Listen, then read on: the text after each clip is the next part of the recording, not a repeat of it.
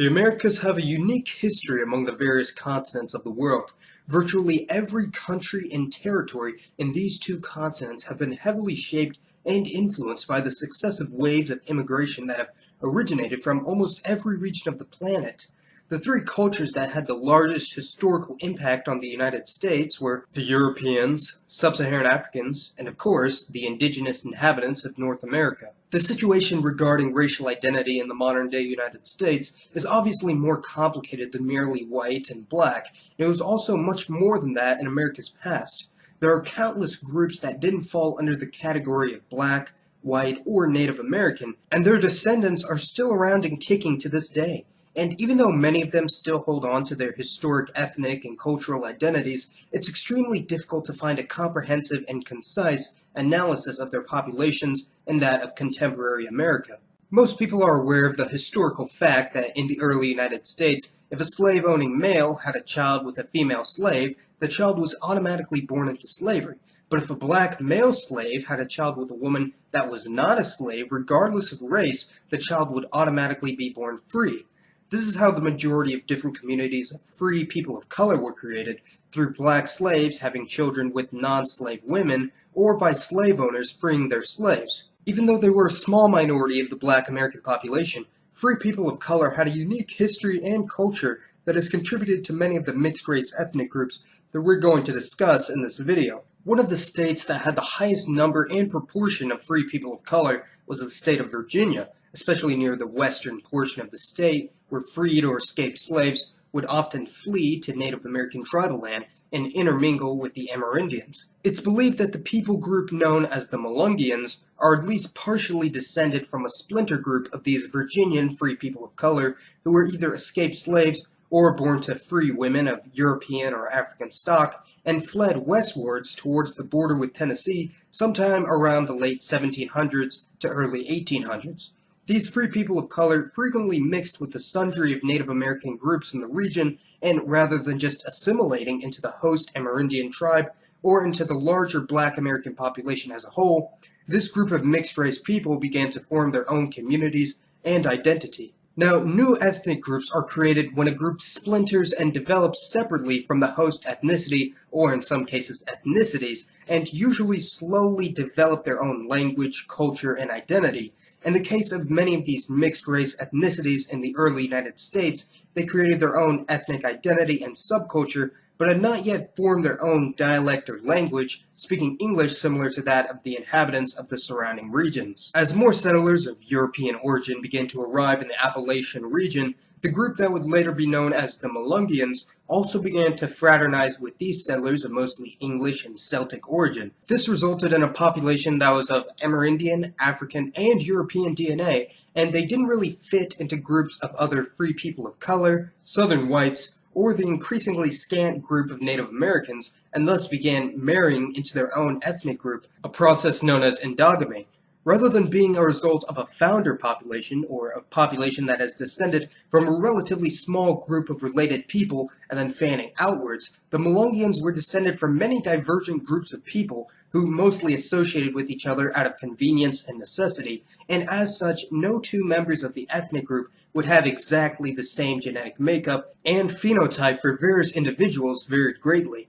The Melungeon people were largely endogamous until the 1900s, when the group started to marry into the surrounding white American people.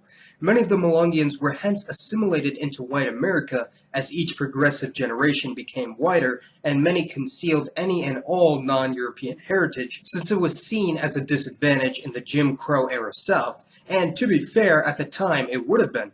However, there was a large chunk of the Melungeon population that kept their ethnic identity and have embraced their heritage to the present day.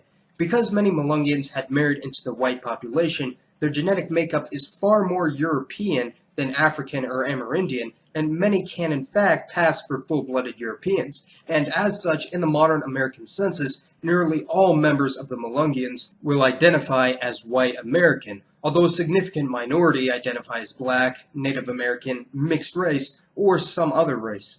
Because of these discrepancies, it's nearly impossible to find accurate sources on just how many of the Melungeon descendants are still around to this day and what exactly their average genetic makeup is. I've done a lot of research and speculation on the group in the same way that I looked into the Louisiana Creole people, and by looking at census records in the Appalachian region and extrapolating to the current year, there are probably somewhere from 50 to 150,000 people that actively identify as Melungeon in the states of Tennessee, Kentucky, and Virginia. By poring through countless genetic studies on the modern Melungeon people, it appears the average racial makeup of the collective is about 70.3% European, 15.7% African, 8.5% Native American, 3.4% Middle Eastern, 1.1% Jewish, and 1% Roma or Gypsy. However, in the past, before integration with the whites, the percentage of African and Amerindian DNA was probably much higher.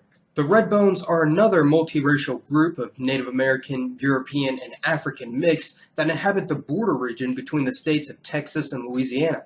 Even less is known about the history and origin of the Redbones than the Melungeons, but from what we can tell, the Redbones are most likely descended from an early group of Melungeons who settled in the neutral zone between what was then the American state of Louisiana and the state of Coahuila and Tejas in Mexico. As more European and American migrants from the southern United States began to settle in Mexican Texas, they frequently clashed with the Redbones of eastern Texas and southwest Louisiana, culminating in the Regulator-Moderator War in the 1840s, which wasn't necessarily fought exclusively over the Redbones, but greatly involved their group.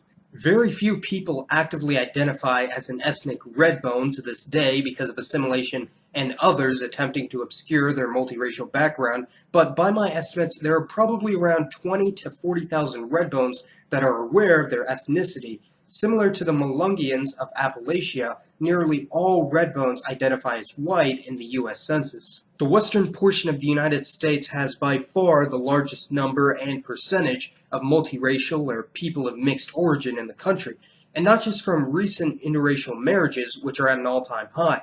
The majority of immigrants from Hispanic and Latino countries to the U.S. are what can be classified as mestizos, that being a mix of early Spanish settlers to Latin America and the various Native American tribes. They are, without a doubt, the largest group of mixed-race people in the United States in the present day, and they deserve their own independent video to elaborate on their unique history and genetics. The West Coast has some very remarkable people from mixed-race ethnic groups that most Americans have never heard of. These include groups like the Punjabi Mexican Americans, a mouthful I know, and unfortunately there's no other name for this group of people, but they have a very noteworthy origin. As their name would imply, they're descendants from Indian Punjabis and Mexican farmers who settled in the northern Californian city of Yuba in the early 1900s. The Punjabis were overwhelmingly Sikh in their religion and spoke Punjabi at home, with maybe slightly below conversational levels of English and Spanish, while virtually all of the Mexican women they married were Roman Catholics and spoke almost no English. This led to a rather quirky situation where the children of these unions spoke Punjabi, Spanish, and English, and in some cases practiced both Sikhism and Catholicism. Their descendants are still around today, but number perhaps only in the low thousands, as the majority of them were either absorbed into the growing Indian or Mexican communities in Northern California. Additionally, a huge chunk of the U.S. state of Hawaii's population is mixed race at around 23%, making it the highest percentage of any state if you don't count mestizos as being mixed race, which they are, of course, but the U.S. Census counts them under some other race rather than multiracial, which is odd. However, the majority of the over 400,000 mixed-race people in Hawaii are mostly unrelated incidences of parents of different races rather than being a part of an established ethnic group that is of multiracial origin, such as the previously mentioned Melungeons or Redbones. The most common mix for multiracial Hawaiians would be Pacific Islanders, mostly Polynesians, and East Asians, mostly Japanese, followed by people of European and Polynesian ancestry and European and Asian ancestry. There's also a large community of people with both European, Polynesian, and East Asian heritage, a rarity in the United States. There really is so much more I would want to talk about when it comes to this topic. For those of you who don't know, my mom is part Iranian and Black American, and my dad is part German, Irish, Dutch. And if you were wondering, I don't really feel any personal connection with other multiracial Americans, but I do find it quite interesting to learn about the history of multiracial ethnic groups. So go ahead and let me know in the comments section below what ethnic groups in the modern world you think have the most fascinating history, and what you... Actually, that could get a little ugly. Just be kind, be cool. Thanks for watching, everyone, and I know it's a little late, but happy Independence Day. This has been Mason, and I'll see you in the next one.